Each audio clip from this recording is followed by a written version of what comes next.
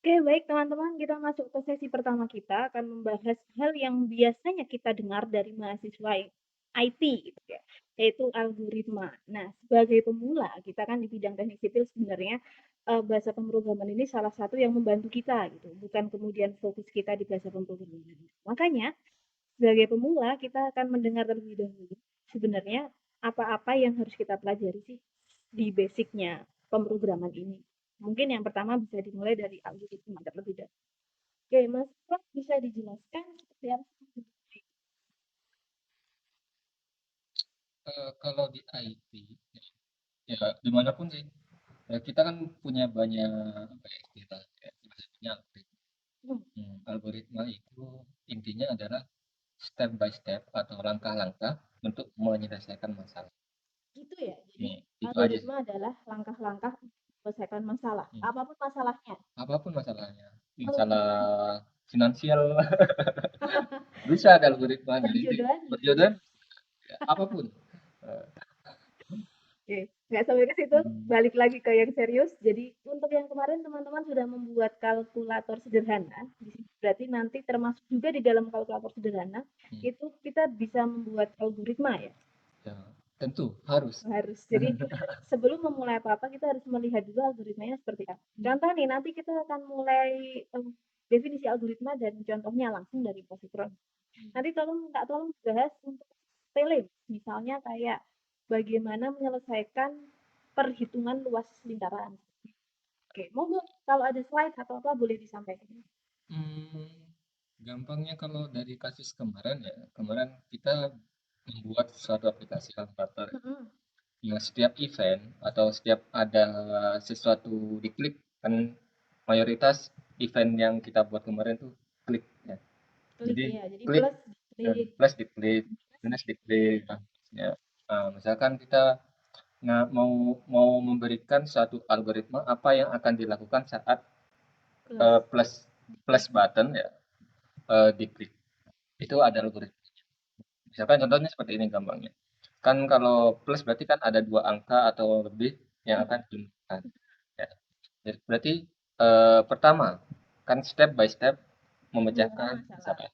Pertama kita ambil dulu angka yang pertama, Angka yang diberikan step misalnya pertama dua. yang dua, terus step kedua ambil angka yang kedua, Angka yang kedua tiga, jadi kita tiga. akan menambahkan dua dan tiga. Hmm. Setelah itu kita kalkulasi 2 plus Tiga. 3. Nah, itu di dalam komputer atau di dalam bahasa pemrograman ada arithmetic operation. Jadi operasi aritmatika banyak. Aritmatika ya dasar aja, yang tambah, kurang, Mm-mm. bagi, dan seterusnya. Nah, jadi itu adalah step by step-nya. Nah, itu namanya algoritma. Oke, Udah. sebentar. Kalau berbicara tentang step by step, boleh nggak sih ada satu step yang kemudian boleh nggak sih kalau kita angka kedua dulu baru angka pertama atau Hmm. apakah itu kalau dalam Islam kita harus urut gitu ya Ya, ada ya. rukunnya gitu, seperti apa? Sebenarnya tidak ada apa ya aturan konkret Mm-mm. tentang membuat algoritma. Namanya algoritma itu kreativitas seseorang, jadi tidak Hmm. harus sama. Tapi ada beberapa langkah yang tidak boleh didahului atau tidak boleh dilakukan sebelum sesuatu yang lain terjadi. Kasus aritmatika. Ya, aritmatika terjadi, misalkan kalau yang tadi kita jumlahkan angka pertama sama angka kedua terlebih dahulu. Kita nggak tahu angka pertama sama angka Oh, keduanya kan itu oke. jadi tidak bisa. Oke, berarti kalau di bidang sosial enggak di bidang jadi contohnya tadi berarti kita memang harus definisikan angka pertama berapa Ya, dan angka kedua berapa ya, baru nanti dijumlahkan. dijumlahkan angka pertama Atau dan angka kedua. boleh terbalik, kita definisikan angka kedua dulu boleh, Boleh? angka pertama baru, Hmm, kemudian dijumlahkan. ya, Tapi tidak boleh menjumlahkan dulu. ya, Siapa tahu angkanya berapa ya. gitu. Gitu Jadi ya teman-teman. jadi harus konkret stepnya. Itu teman kreativitas. Mungkin Iya, mahasiswa satu angka kedua dulu, jadi bisa, mahasiswa dua, bisa. tapi persisnya angka baru dijumlahkan. Oke, nah selanjutnya apakah di dalam algoritma sendiri selain ini kan kita baru berbicara tentang contoh yang seperti ini. Kalau kalau saya membaca itu kita juga kenal yang namanya flowchart. Flowchart dan algoritma itu hubungannya apa sih? Kakak adik, bapak anak gitu. Ya, jadinya Jadi gini, algoritma itu kan sebuah abstraksi ya. Abstraksi maksudnya masih di awang-awang kita. Nah, jadi kalau untuk membuat semua orang mengerti algoritma kita, Mm-mm. kita harus merepresentasikan dalam bentuk lain. Bahasanya diringankan juga.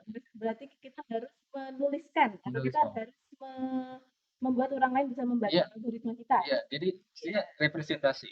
Jadi, kalau saya suka Iya, representasi. iya. Boleh, terserah. Oke.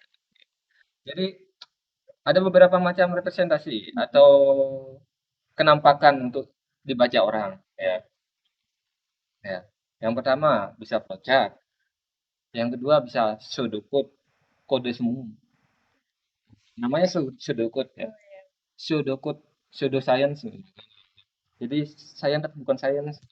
Kalau pseudocode kode tapi bukan kode. Jadi tapi Orang ya pseudohuman mungkin ya. Jadi ada beberapa. jadi cara untuk orang bisa memahami yang di otak kita nih. Iya, Misalnya saya tulis flowchart pertama adalah mendefinisikan angka pertama. Flowchart kedua mendefinisikan angka kedua. Flowchart ketiga menjumlahkan angka pertama dan kedua. flowchart sih. Itu proses kalau di flowchart. Jadi Ya, proses pertama, proses kedua, proses ketiga, atau kita bisa langkah pertama, langkah kedua, langkah ketiga. flowchartnya mungkin bisa Ada, ada mungkin ya. Ada, oh, ini tentang algoritma tadi. Sequence of step ya, sequence array kebanyakan. arrange systematically to solve problem. Ya, ya. Ini yang Jadi kita bicarakan tadi kan. jadi sequence step ya. Iya, Tapi boleh kebalik selama itu bukan proses yang yang yang memang nggak yang yang dependen istilahnya apa ya? mungkin. Yang tergantung pada proses sebelumnya. Kalau ada ketergantungan dengan proses sebelumnya tidak boleh. Soalnya dia butuh sesuatu yang ada sebelum dia ada. Oke, ya, oke. Oke, kalau di sini mungkin nggak ada ya yang algoritma. Yang flowchart mungkin di slide banyak bisa ya. Ya, yang ini ya. Contohnya bentar. Ini seperti di switch. Nah, Oke. contohnya ini. Ini adalah contoh untuk flowchart ya. Jadi kita punya sesuatu ya, start berarti sesuatu yang dimulai ya. Mulai dari sini istilahnya seperti itu ya. Terus setelah itu kita bikin eh oh ini flowchart.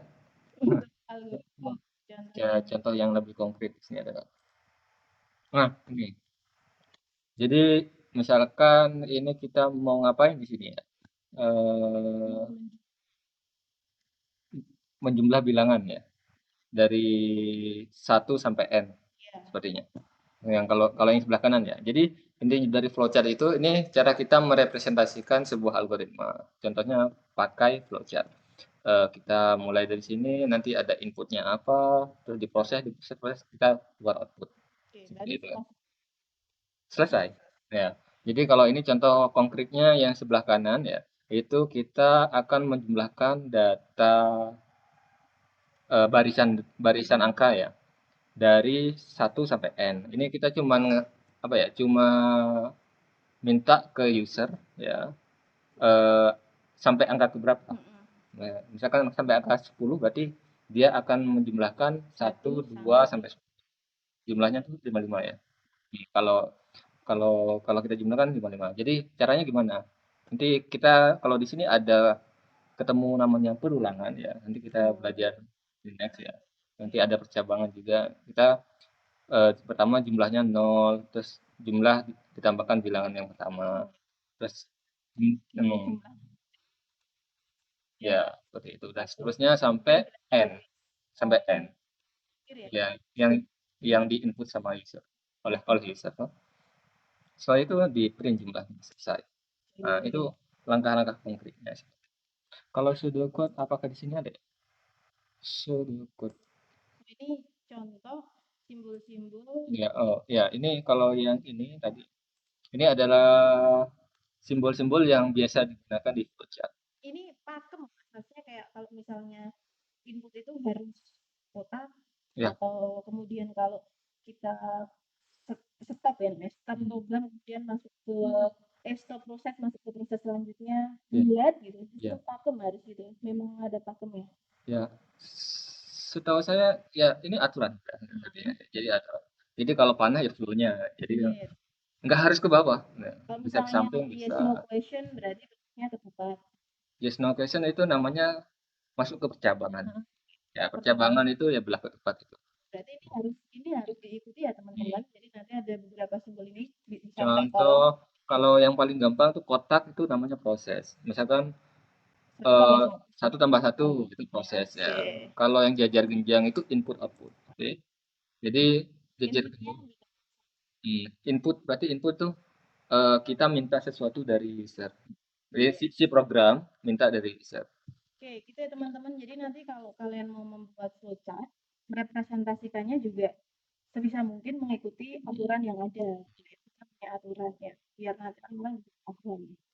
Ya, contohnya yang paling sering digunakan sih cuma proses, ya.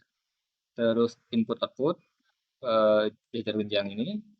Terus paling kalau nggak muat ya, tidak muat di Iya, dalam satu dokumen itu bisa pakai konektor, iya, oke, net yang bulat bulat. ya. Terus kalau oval, oval mana ya? Start tadi ada nggak sih? Eh, Gimana? Oh ini yang bawah. Ini start and end. Oke. gitu. Jadi kalau mau membuat flowchart, dipastikan juga menggunakan simbol yang benar. Ketika mau menunjukkan ini dimulai prosesnya, maka gunakan oval yang bawah. Kalau kalian mau menunjukkan bahwa ini sebuah proses, misalnya satu tambah satu, maka kalian pakai kutakan yang paling gitu ya Mas ya. Oke. Terus sama yang belah ketupat yang paling sering digunakan. Oke. Soalnya itu buat apa ya? Di sini dikatakan decision ya.